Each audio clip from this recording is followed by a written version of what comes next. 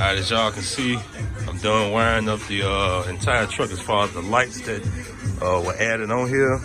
Like I said, y'all saw the pictures of how everything was ran. I fixed everything. You got 2 photo lights on top of the hood. You got an LED bar in the front, LED low beams and high beams, LED turn signals, side markers, LED fog lights. Y'all can see all that. The truck already had LED strips on the running boards.